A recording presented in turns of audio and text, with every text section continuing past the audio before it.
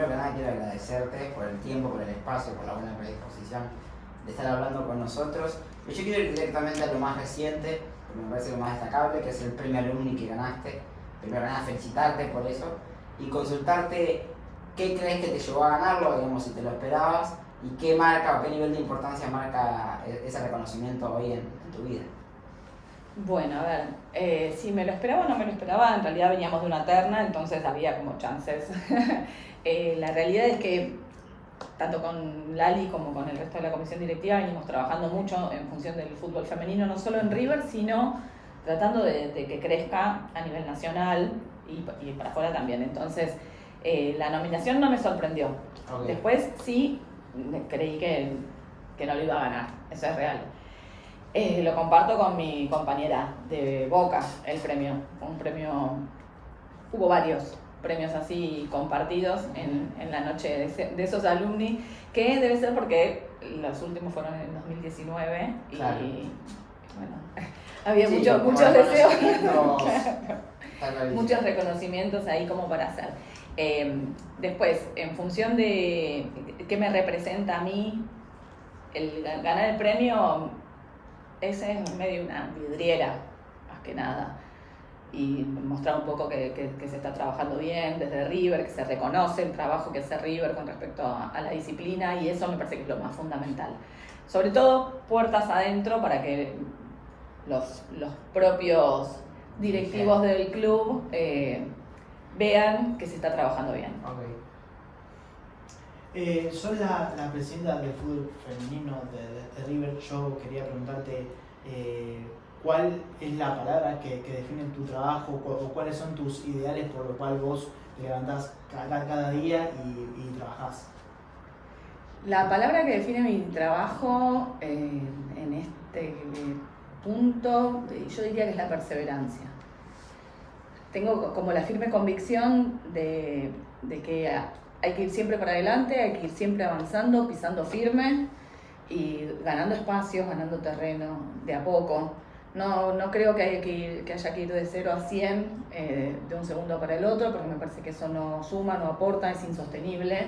Sobre todo en el fútbol femenino, que todavía no tiene muchos ingresos genuinos, entonces medio como que ir de a poco, avanzando, sosteniendo esos terrenos ganados, me parece que es lo más fundamental, por eso digo perseverancia. ¿Y sentís que es un ambiente del fútbol, el fútbol en general, que se resiste a estos cambios, a esta época de cambios donde la mujer tiene más participación, ocupa más lugar? ¿Sentís que el fútbol todavía resiste a eso, a esos cambios? Sí, se resiste un montón y me parece que nosotros tuvimos la posibilidad de crecer muchísimo en pandemia, porque en pandemia volvieron las categorías de primera división de fútbol masculino y de fútbol femenino. No volvieron las categorías de formación. Entonces, ahí hubo un montón de terreno que nosotras pudimos ocupar y ganar en el club, que después cuando se integró toda la estructura, fue no, acá estamos nosotras. Claro, sí. Igual fue como una pelea constante. Recién hablabas un poco de los ingresos que tiene el fútbol femenino, todavía son muy pasivos por ahí. También se habla de la profesionalización. Corregime con el dato si me equivoco, me parece que a partir de 2023 AFA va a obligar a que haya por lo menos 15 contratos en los planteles de fútbol femenino. ¿Cuáles son los siguientes pasos en esta profesionalización de la disciplina? ¿Y en qué posición te encontrás vos con esta medida? ¿Te parece que es poco el número? ¿Te parece que está bien? ¿Qué trabajarías vos desde ese aspecto? River desde el primer momento, que eran 8, hizo 18, contrató como un plantel completo.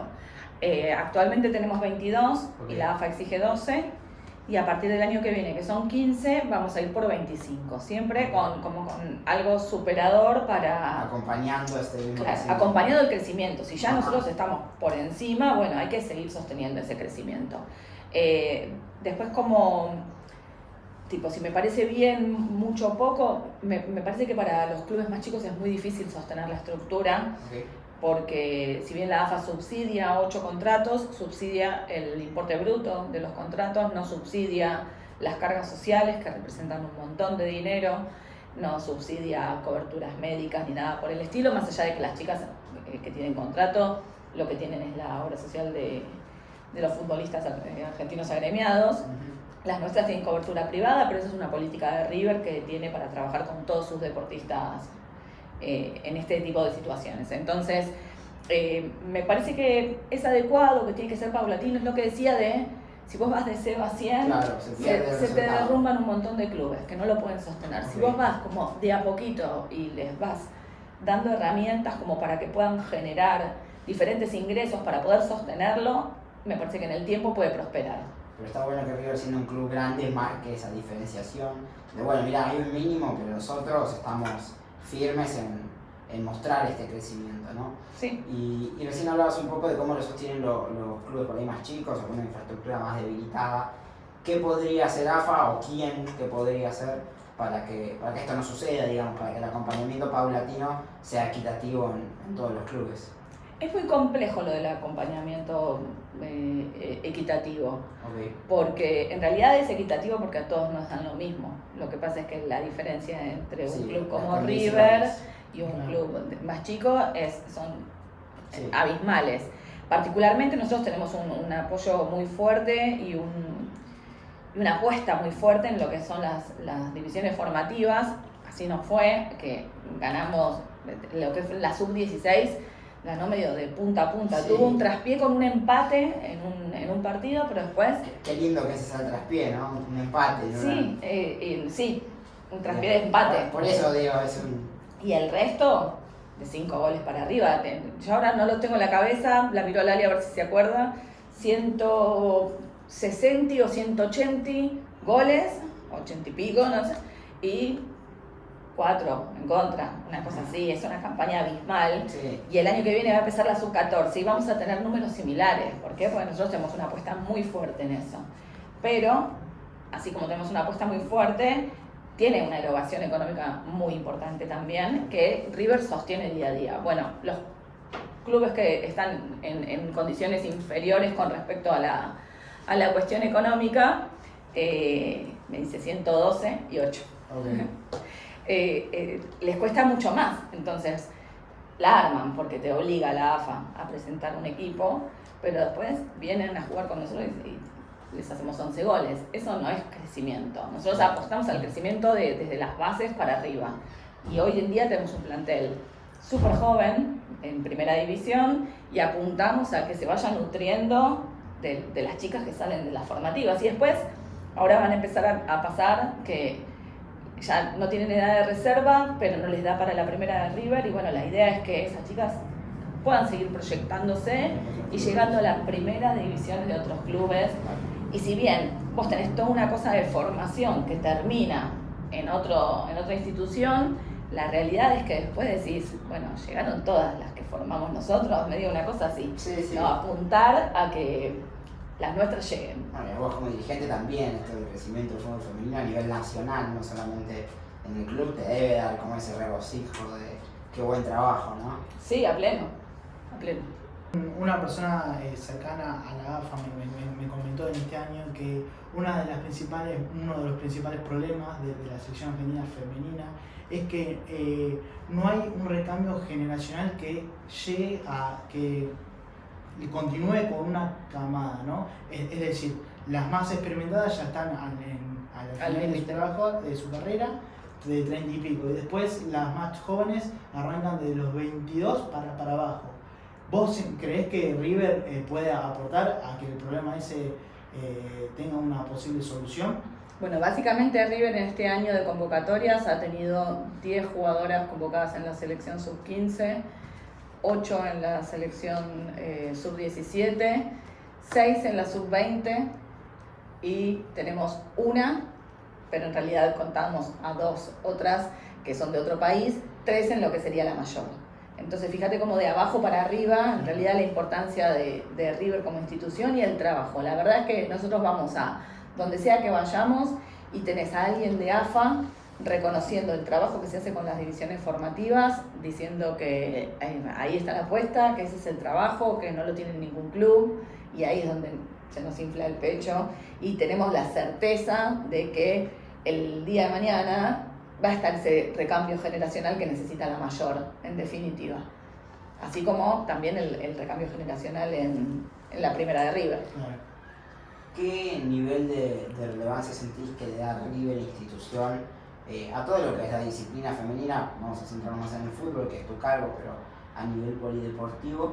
Y si crees que esta Copa Federal que obtuvieron recientemente le va a dar un plus de relevancia dentro de la estructura interna política de River al deporte. Yo se lo doy y se lo vendo a todos también. Como debe ser. A ver, al fútbol femenino creo que le da bastante importancia. Me parece que también tiene mucho que ver con lo que nosotros ponemos día a día como comisión directiva, peleando, como decía antes, cada espacio, cada segundo, cada cosita. Estamos ahí diciendo, Entonces, me parece que eso es importante, tener a alguien que se ponga al hombro toda esta situación de la lucha, porque realmente es lucha. Y no porque no tengan ganas, no porque no quieran a las mujeres, sino porque en la dinámica cotidiana y en el mundo como está instrumentado, suelen dejarnos de lado. Había quedado oprimido, ¿no? Exacto. Con respecto a los otros deportes, no tengo mucha información al respecto. Sí, te pregunto más como miembro de la comisión directiva que como por ahí presidenta del fútbol femenino y en estos temas que se debaten. Me sumo a la pregunta esa: ¿qué falta para que el fútbol femenino de River, la primera del fútbol femenino de River, juegue en el Monumental? Ya jugamos en el Monumental. Sí, de forma regular. Bueno, nosotros ahora presentamos un proyecto para que todas las personas, no es una sola, que tienen que apoyar, avalar, etcétera, una decisión así de jugar en el Monumental, de poder armar un cronograma, poder hacer una venta de entradas o cuestiones que solventen lo que representa la apertura del Monumental, que es carísimo abrirlo. Porque, perdóname, de hecho la vez que jugaron el Superclásico no estuvo abierto al público. Fueron todas entradas por invitación. Claro. Y sin cargo, porque la mayoría eran familias de las jugadoras, ¿no?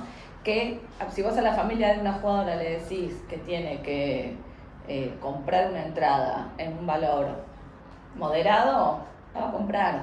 Entonces, yo creo que no habría conflictos con cubrir toda la parte económica que representa la apertura del Monumental. Después sí, la prioridad está en el fútbol masculino y está esta cosa de si juega el masculino, el femenino no podría jugar. A mí me parece que hay que empezar a poner el femenino de preliminar.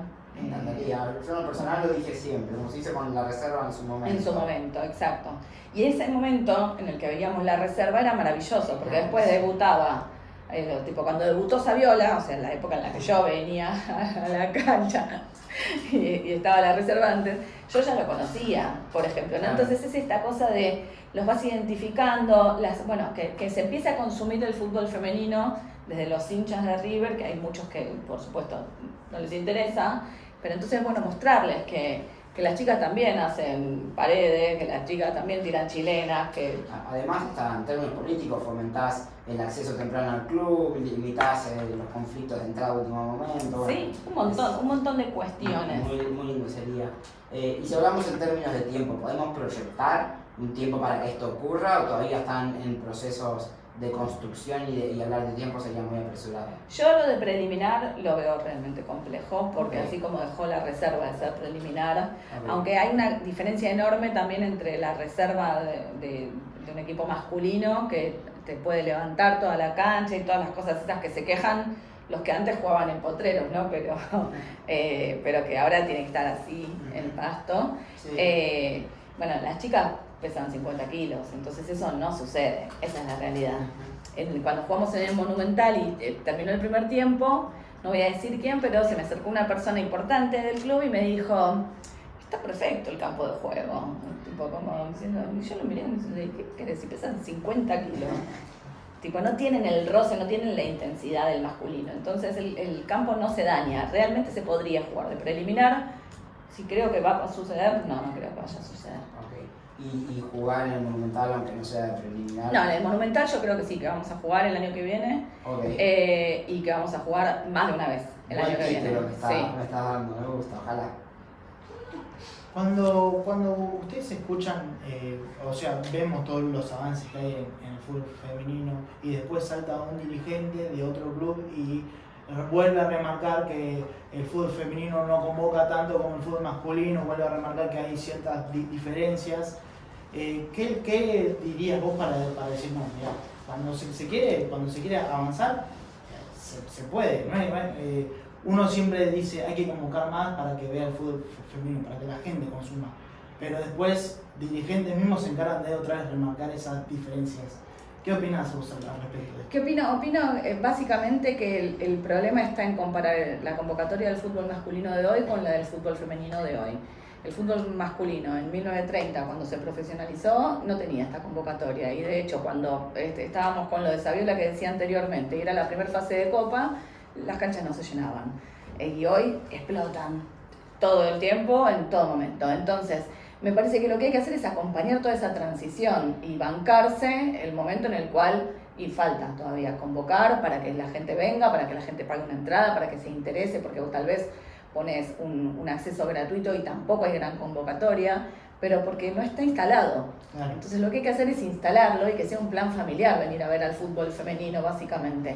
Hay un montón de gente que cuando fue lo de la Boca, el partido que llenó a full, etcétera, y en realidad llena porque hay un montón de gente que tiene ganas de conocer la Bombonera, que tiene ganas de estar ahí para verlo, y que es la única posibilidad. Si nosotros tuviéramos esa situación acá, en River, y vos le das la posibilidad a gente que no tiene tu lugar en el Monumental de pagar una entrada y venir al Monumental, a alentar a las chicas, va a venir por lo que representa la monstruosidad de venir al Monumental. Entonces, eso es lo que me parece que hay que aprovechar y usufructuar. Y con respecto a lo que dijo el dirigente que estás comentando, otra de las cosas que diría es que somos asociaciones civiles sin fines de lucro, entonces que no apuntamos a...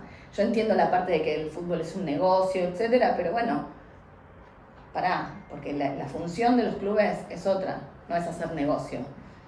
Por supuesto, no podés quedar con los números en rojo porque no te sostenés, lo que veníamos hablando antes. Pero me parece que se puede trabajar como para instalarlo y que de a poquito vaya generando un ingreso en este caso. No, y aparte, desde la organización, me acuerdo que en este torneo que pasó, hubieron 2 o 3 fechas suspendidas por falta de ambulancia. Algo que, si vos querés profesionalizar un deporte, es algo esencial. También es algo que la AFA se tiene que hacer cargo de que si nos ponemos, digamos, de acuerdo, se puede conseguir, ¿no? Esos avances. El tema es que, claro, todos dicen que el fútbol femenino debe progresar, pero sin embargo los insumos como una ambulancia esencial no están. Sí, hay como mucho conflicto con un montón de cuestiones. La ambulancia es cara, básicamente, tiene que estar en la situación de partido, ante cualquier contingencia, tiene que ser una ambulancia de unidad de terapia intensiva, con desfibrilador, con médico, con un montón de cuestiones. La realidad es que esas condiciones también están dadas para hasta el fútbol infantil masculino. Y en el fútbol infantil masculino no faltan, nunca. De hecho, en los inconvenientes que mencionás, recuerdo que uno de los comentarios era que llamaron a la del infantil que estaba jugando en el mismo predio y tampoco era útil. Lo que pasa es que al estar nosotras con fútbol de primera división muy expuestas, con transmisiones televisivas, etcétera, hay mucha más implicancia en todo. Entonces, pasa que se observa más, cuando en realidad, como te decía, para el fútbol infantil masculino también tiene que ser una ambulancia de esas condiciones y tal vez era una combi. Está clarísimo, sí, sin ninguna duda te das un poco cuenta los prejuicios sobre el tema estructural que tienen algunas competencias deportivas. Yo me voy un poco a lo que dijiste antes, ¿no? El tema de qué genera convocatoria en una persona al momento de decidir como plan, vamos a ver, un deporte, puede ser fútbol femenino, masculino, handball, lo que fuese. ¿Es comunicacional el problema? ¿Crees que si se comunicasen bien las fechas de fútbol femenino, la convocatoria sería mucho mayor? ¿O es cultural todavía? ¿Es esto de que no está instaurado el ir a ver el partido? Yo creo que es cultural, Okay. pero que la comunicación tiene un montón de injerencia. Particularmente, una de las disciplinas que más se mira es el de femenino, no de fútbol, es el hockey femenino, pero las chicas tuvieron que salir campeonas del mundo para que las empezáramos a mirar y empezáramos a observar e incluso ponderarlas por encima del hockey masculino. Y tuvieron que salir campeonas millonada de veces. Bueno, acá recién se empezó a hablar cuando fue la clasificación al Mundial de fútbol femenino. Claro, Bueno, después de toda la protesta. Sí, y además está siempre esta comparación, como si las chicas quisieran ganar lo que gana Messi. Y me parece que en realidad a lo que apuntamos es a que sea un deporte digno, ¿no? Que puedan vivir del fútbol. Y vivir del fútbol representa que el sueldo mínimo no sea 50.000 pesos, porque nadie puede vivir con 50.000 pesos. ¿Y cómo se complementan, justo me das el pie, la vida de una futbolista que tiene que entrenar, que tiene que competir, que tiene que rendir y que también tiene que trabajar para alimentar a ella, a un hijo, a un padre? ¿Cómo es el día a día de las futbolistas y cuánta influencia negativa por ahí tiene el complemento de la vida privada con su carrera deportiva? Bueno, se nota mucho en las jugadoras que son más grandes, que son las que por lo general son jugadoras profesionales y también tienen un empleo. Que hace unos años atrás, con una jugadora nuestra, era, bueno, ahora si vos no dejás tu empleo, te van a empezar a pisar los talones, ¿no? Claro. Porque la que no tiene que después ir a trabajar de repositora a un supermercado y descansa, le iba mejor. Exacto. Entonces, como que sí va a generar ese inconveniente. La realidad es que particularmente en nuestro plantel nosotros tenemos muy pocas jugadoras que trabajen en otro rubro por la tarde, porque entrenan por la mañana. Tampoco es que tienen un trabajo digno, y lo voy a decir y lo digo casi con vergüenza, ¿no? Pero también confío y soy una convencida de que muy pronto en River va a ser un trabajo digno, ¿no? Con que realmente puedan vivir del fútbol. Hoy en día yo considero que hacen muchísimo sacrificio, muchas viven en situaciones muy carenciadas y se la bancan porque les gusta el fútbol y porque apuestan por esto y porque dejan la vida por esto, básicamente. Pero la realidad es que yo, Gabriela, hace 20 años y no sé si hubiera soportado estas condiciones. ¿Te emociona un poco? Me genera como mucha... Sí, obvio, ¿cómo no lo va a hacer? Cobra más peso después cuando llegan logros deportivos, cuando ganan la Copa Federal, todas estas cosas que imagino que se viven en las concentraciones previas. ¿Cómo es ese festejo? ¿Cobra mucha más emoción? Mira, el otro día ganamos la Copa Federal, entonces yo las junté a todas las chicas y les dije, bueno, se van a quedar con la camiseta, porque es diferente que el masculino que usa 3 camisetas por partido. Ellas tienen una camiseta y la usan todo el torneo. Claro. Entonces se ganaron esta camiseta y hubo una jugadora que se tiró al piso y empezó como a patalear así. Fue como una cosa maravillosa y vos lo ves y decís, qué lindo, tipo, cuánta humildad, cuánto claro, y agradecimiento de ellas para celebrar el logro, el reconocimiento. Me parece que hay cosas que todavía son muy genuinas en el fútbol femenino. Y eso es lo que tiene como de más... y sí, el condimento más lindo. Por mi parte, la última. ¿Pensabas en algún momento cuando venías a la cancha siendo joven estar acá cumpliendo un rol muy importante? ¿Lo pensabas o lo planificabas? Decir, en algún momento de mi vida voy a ocupar un rol. No. En absoluto. Y cuando se dio, ¿qué sentimientos? Cuando se dio ya sí lo pensaba, pero cuando era joven y adolescente. Nosotros empezamos primero a militar en la política de River desde la subcomisión del hincha. Y en ese momento, la verdad, no tenía otro tipo de aspiraciones, realmente no las tenía, no era que pensaba que quería ser, incluso me preguntaba si quiero ser presidenta de River y no tengo esa ambición, por ejemplo. No me visualizo como presidenta de River, nadie dice que no, pero en este momento... Tienes que decir que sí, para ser de Grafe. Claro, yo voy a ser presidenta de River, claro. Poner vos. No, pon el otro título estaba más lindo. Hay muchos títulos lindos. Sí, bueno, cuidado. Pero después, sí, a medida que empezamos, que salimos de la subco y empezamos a trabajar en los deportes, que nada, cuando empezamos a trabajar con Lali en fútbol femenino, la realidad era que no sabíamos nada de fútbol femenino, no habíamos visto nunca fútbol femenino y de pronto fue, hay que gestionar fútbol femenino. Y de pronto me encontré en el último tiempo haciendo una cuenta diciendo, bueno, esta semana vi 6 partidos de fútbol femenino y 2 de fútbol masculino. Y eso jamás hubiera pensado que me iba a pasar. Porque al club yo me acerqué a partir del fútbol masculino, lógicamente, y en la transición de los 20 y pico de años que tengo militando en política de River, hemos pasado por fútbol infantil, por fútbol juvenil, todo masculino, y de pronto hoy mi dedicación full time es para el femenino, básicamente. Y de hecho, me ha pasado que me coincidieran partidos de la primera de masculino, de visitante, a los cuales por ser directiva tengo posibilidad de ir, y que coincidieran con fútbol femenino de categorías formativas o de primera división y no ir. Y quedarme con el femenino porque siento que mi lugar de pertenencia en este momento está en el femenino. De mi parte nada más, solamente palabras de agradecimiento por la charla, porque es hermoso todo lo que comentás, porque hay mucha gente que no sabe cómo es el día a día y cómo es la dinámica de trabajar una disciplina que me animo a decir que es una de las pocas donde los logros son más administrativos / políticos que deportivos, ¿no? Porque tienen que ver con dejar bases sentadas, con hacer que sea un deporte, entonces nada, agradecerte por el tiempo y decirte que fue un placer. Ay chicos, muchas gracias.